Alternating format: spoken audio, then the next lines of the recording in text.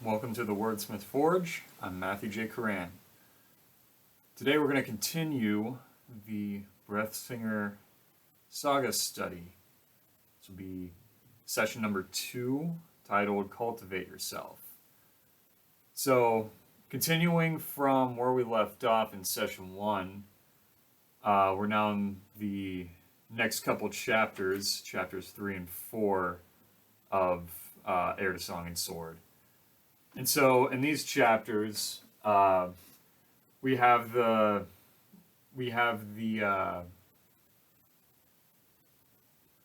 typical part of a story where the stranger comes to town, right? And it's in the form of the breezers. And one thing that Sim notices about the breezers over time as he's observing them, because they have their own showcase of things as they visit the village. They have Farron show off his firepower, especially. One thing that Sim notices as he observes them and interacts with them is that they put a lot of emphasis on skill, like acquired skill and like mastery of skill. Like they really appreciate how well Sim has mastered his gardening, for example. And so Sim ends up talking with the recruiter at the end of towards the end of the chapter, and the recruiter says something to him that really sticks with him, which is asking what he can do to cultivate himself as a man. Right? He cultivates his garden, and the garden bears fruit. But what is he doing to cultivate himself? Right? Because it's one thing to go into the outside world and bring it into order, whether it's a garden or whatever vocation you have, right, going off of session 1. But what about on the inside, right? Because there's a lot of things that can get disordered in your mind, in your heart, and it's difficult to make anything orderly on the outside if you're disordered on the inside. And so how do you go about cultivating yourself was the question Sim was left with toward the end of the chapter. And today I kind of want to explore that a bit because I can at least share things in my own personal life that I would see the call to be more ordered in my life and kind of how that came about, because it can be hard sometimes, especially when you have a lot going on. You have a lot of excuses to not work towards bringing more order into your life because there needs to be a need for it, right? And probably one of the biggest fires lit under my butt to get me more, just more healthy in general, both in like my lifestyle, like how I handle my time, but also like what I eat, how I function as a human being in general. Prayer life is part of it. Having lower stress or dealing with stress in a better way. All of it's intertwined, and it all started when I began to develop really bad eczema. Which, for those of you who don't know, eczema is a skin condition that results in a lot of inflammation on your skin. It can manifest in different ways, whether it's like just a bunch of red bumps on your skin, almost like acne or like poison ivy. For some people, it can manifest. In my case, it was almost like psoriasis, where like you get big patches of inflamed skin that get like really inflamed to the point where it hurts regularly. And for me, it was happening all over to the point where I almost looked like a leper. Like it was intense. And when you're faced with something like that, we're in a culture nowadays where the instinct is to, just make it go away. Like whatever you need to do, just make it go away. I don't want to suffer, is what it comes down to, right? I don't want to suffer. And I was at a point in my life where I was ready to entertain the idea that maybe I need to suffer. right? How often do you hear that nowadays? Maybe this suffering is good for me. Because what that what that kind of unlocked in me was that this isn't something that's happening to me. This is something that's happening for me, right? Because the reality, if you're a Christian, the reality of life is that this life is not the end. Like, it's barely the beginning. This life is a training ground to exercise the sin from your life and to grow more pure, more holy. And the way you do that is through suffering. Jesus' life is a perfect example of that. You need to be willing to lay down your flesh, your physical life, for the sake of growing closer to God. And I got to really understand and experience that as I went through my health crisis, because I wanted to be healthy. Like, I obviously didn't want my skin to be breaking out and like doing all kinds of nasty stuff all the time. But it's like, why is it doing that? Right? Like, it's not just something that just happens out of nowhere. Like, people in the medical industry, like that they act like it just kind of happens, right? Like, I went to the doctor and they never asked me what my diet was like, what my lifestyle was like, how well I slept, how much water am I drinking, the quality of the water I was drinking, you know, like all this stuff that plays a role that no one, like they act like it doesn't matter. It's like, oh, well, we don't care how it happens. Here's some cream, just apply that until you die and you'll be fine. Right?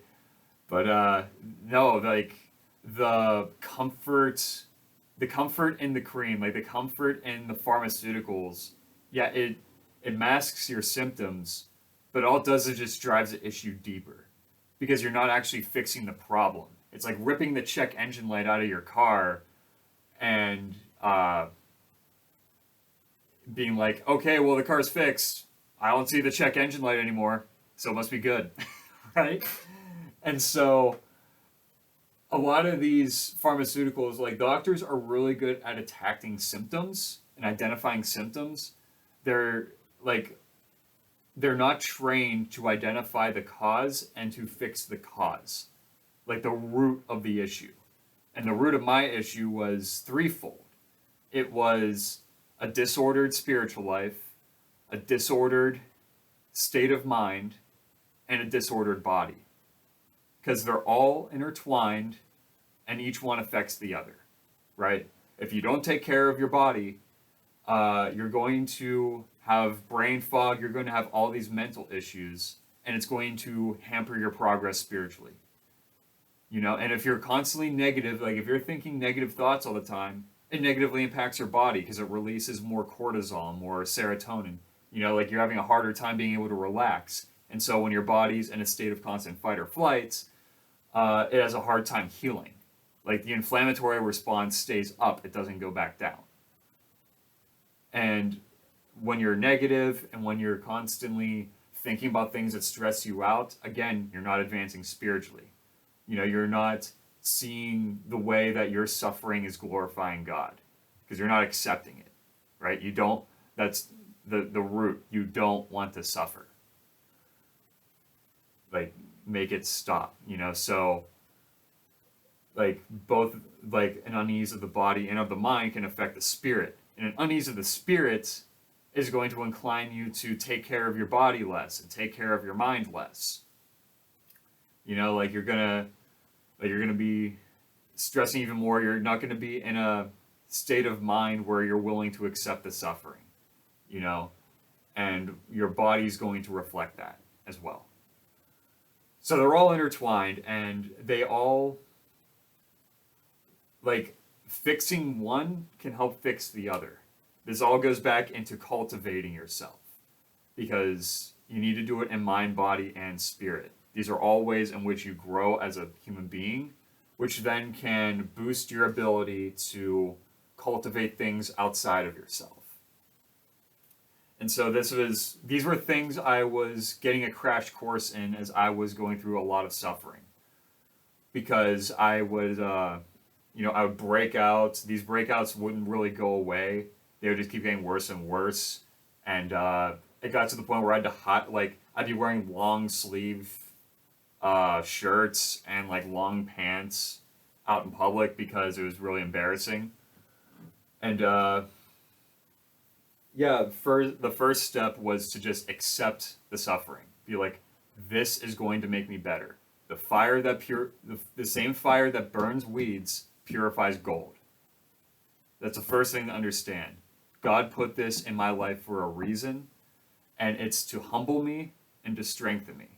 Humble me in that my flesh is nothing. Like, you can flip a switch like that and your flesh is gone, right? Like whether I was also in a car crash where like my car was completely destroyed and I walked away fine. And to me that was just a lesson that, God keeps me safe. It's not my car or anything that keeps me safe. Like that could have like my body could have easily been destroyed, you know. So it humbles you in that way where it's like you're not as indestructible as you think. You're liable to any disorder, disease, injury under the sun, you know? And then it strengthens you because you no longer care as much, right? It's like for my body to be breaking out like that and like for me to accept it, it's really helped me to get over myself in a lot of ways where I don't care as much about my appearance. Like it's good to be well kept, and to have a good appearance, but don't make it part of your self-esteem, you know? Just do it because it's like take care of yourself because it's right, take care of your appearance because it's right. But for all the things that you can't help, don't worry about it. It's fine, you know? And so step one, accept it. And then step two, find out where you have room to grow. In my case, uh, I searched through a lot of channels because I realized the doctor's office wasn't going to really help me at all. Like they gave me whatever comforts to mask the symptoms I wanted, but they didn't address the problem, right? Establish that. So I had to go find out how I could identify the problem and how I could fix it. And I ended up finding a great wealth of information through a couple of sources. The one primarily that I used was Rob Stewart. You can find him on YouTube, Instagram.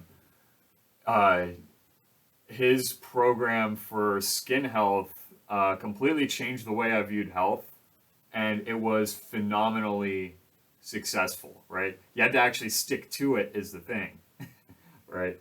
And so it was summer 2022. I was really down on my skin health. Like I was really just at a point where I'd hit rock bottom with it, and I was like, all right, I've accepted, I've accepted this burden, but now I want to do something about it, right? Because it's one thing to identify the problem; it's another thing to actually want to solve it. A lot of people don't want their problems solved. They want to just have problems that they can just keep blaming their bad circumstances on everything else. But I was like, I want to solve this. And so that eventually led me to Rob's program. And yeah, it, it prompted me to drastically change what I was eating, uh, how I was managing my time in terms like, did I take enough time to just relax, meditate? Did I leave enough time to exercise? Things like that. And so getting all of that orderly within my own life, within my own self, over time, uh, I even though my skin was still flaring up and everything, I still deal with like little flare ups here and there. It's whatever, like I'm still healing, but it gave me what I needed to make that leap into a much healthier lifestyle and frame of mind, because you don't realize how much it's holding you back until you step out of it, right? Because like now, anytime I eat something that's like remotely bad for me, like I feel it. I'm like, ugh. Like people eat like this all the time, you know? And it's like you don't realize just how much you can grow until you've already done it, you know?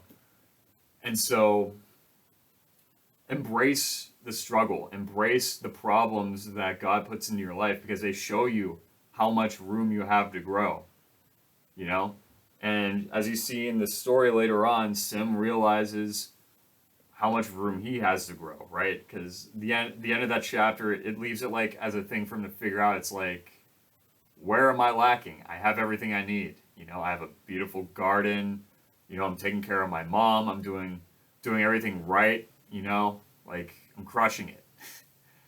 But God will introduce problems into our life, even though we can be doing everything right as far as we're concerned. We can be doing everything right and we'll still have problems. And that's actually a sign, getting into a little bit of the theology of it, that's a sign that, you know, God wants you to improve, where he finds you worth improving. I had an interesting, I was listening to an interesting talk by a priest, and he was saying that, you know, when God gives you a lot of spiritual comforts, it's a sign that you really can't handle the amount of hardship that like some of the saints can handle, for example, where like you're kind of like the dog that needs the treat to do the trick, but the goal is, like with any dog you have, is to get them to the point where they don't need the treat. They'll just do what you tell them to do, right? And it's the same thing with the spiritual life. We're given a lot of consolations when we need them, because like we're not matured to the point where we can just do it, right? Like that's something that I recognized in myself. It's like I needed like some kick in the pants to do the right thing. I couldn't just do it, you know? So I appreciated like my eczema as like a wake up call, where it's like I need to start taking this seriously and like viewing these trials as a way to grow, instead of seeing it as something that's done to me and I just need to make it go away. And just really being grateful for those opportunities, because I will say 2 years later, I'm in a much better spot spiritually, where like I was able to grow into someone who takes care of myself, which enabled me to start taking care of more responsibilities outside myself. Like I went from an engineer just doing like basic level stuff on projects to being able to lead things at a high level and like to manage projects like autonomously, you know, while I'm also doing all this stuff in my personal life. Like during that time, I was able to meet my wife. You know, like we got married, have a baby on the way, and you know, all this stuff. Like it was like I was being prepared for it, because I was like back then, like a couple of years ago, I probably wouldn't have been ready for all that. Like it probably would have been too much for me with like all the things I'm doing. It would have been really rough, you know. But now it's like God gave me these trials to strengthen me, so then I was able to handle more of the responsibility he gave to me, you know.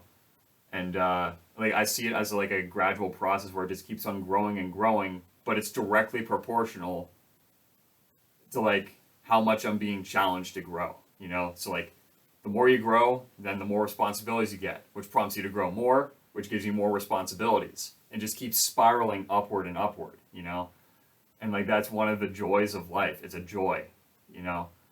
Embrace the challenge, embrace the hardship, because it will humble you and make you stronger, and you will find yourself getting more closer to God if you approach it with the right attitude. And so, yeah, that's all my thoughts for today. If you guys liked it, you can like, subscribe, and you can always check out my actual book, on Amazon, Air to Song and Soar by Matthew J. Coran. And yeah, I will be working hard on book 2, already making a lot of good progress, and I will be keeping at it. All right, until next time, take care. God bless.